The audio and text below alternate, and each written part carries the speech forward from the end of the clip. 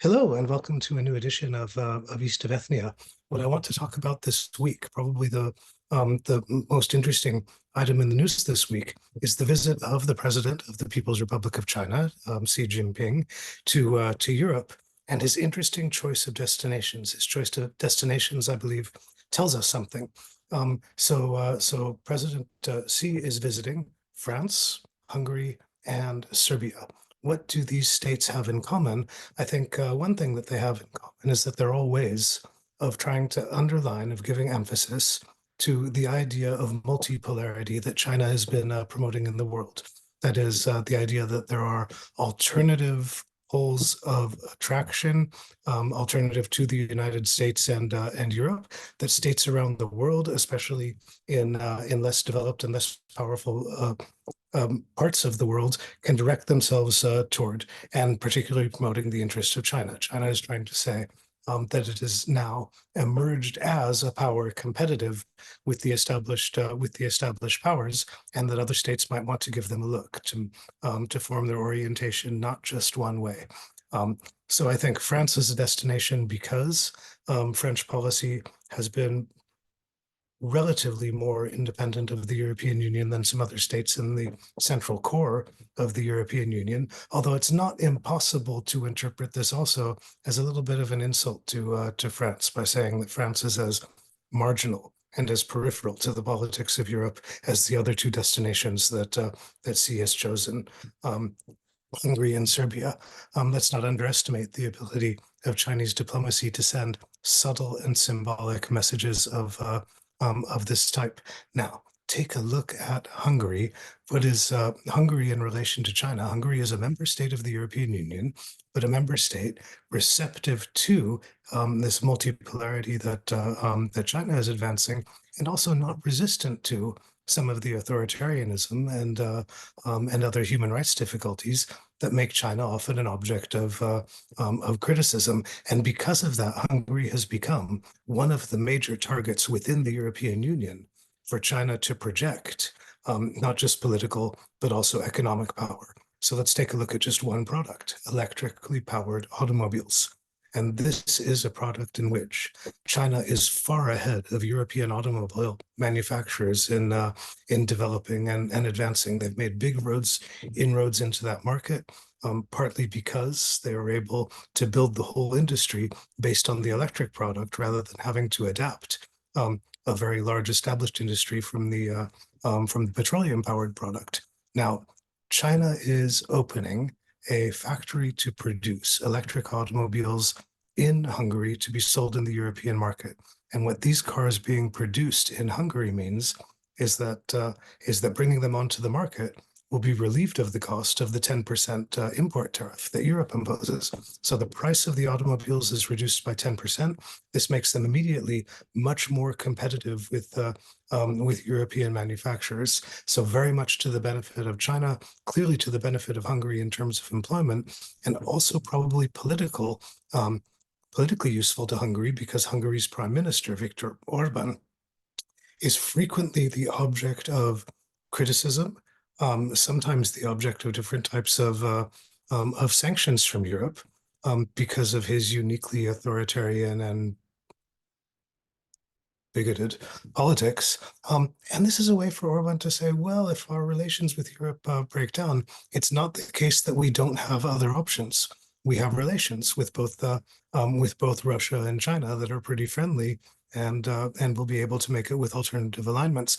Something similar is happening with Serbia and in China's visit to Serbia. I mean, one of the things that this relationship has in common with China's relationship with Hungary is that Serbia is also a target for investment from China.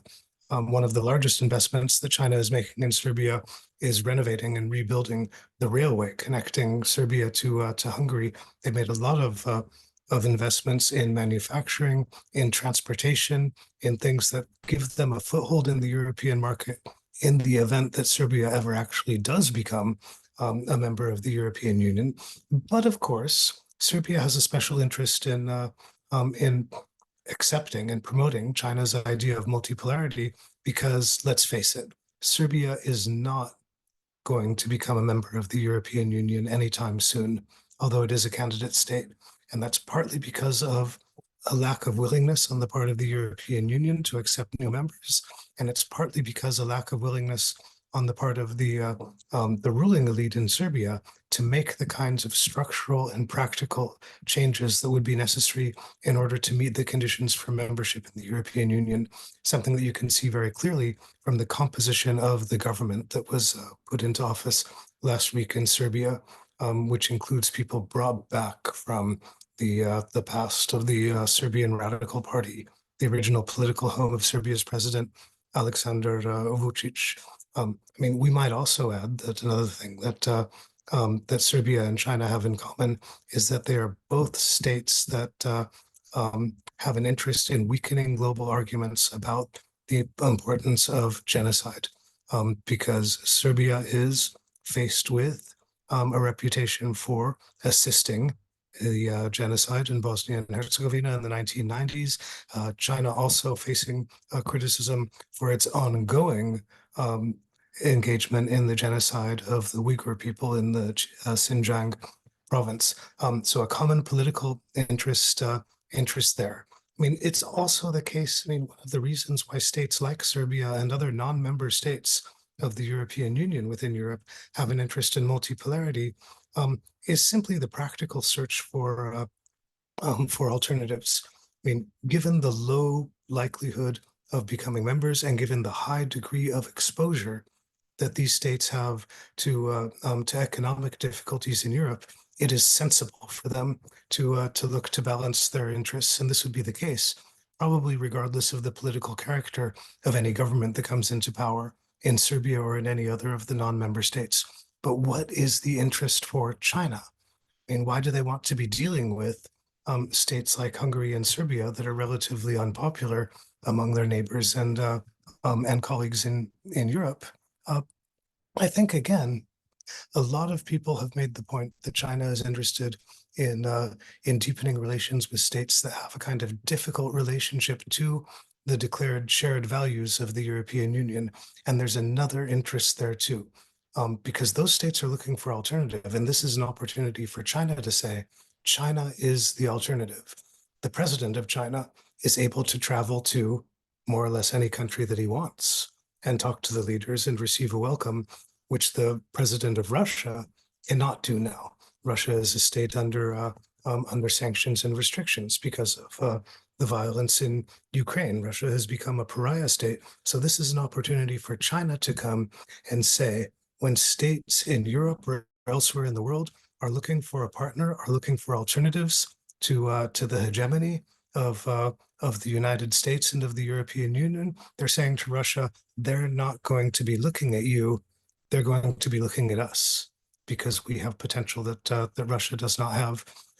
So all of these things are part of the message that's going on in what is really this very symbolically loaded projection of power and influence in Europe on the part of the People's Republic of China, and look for resonances over the near future.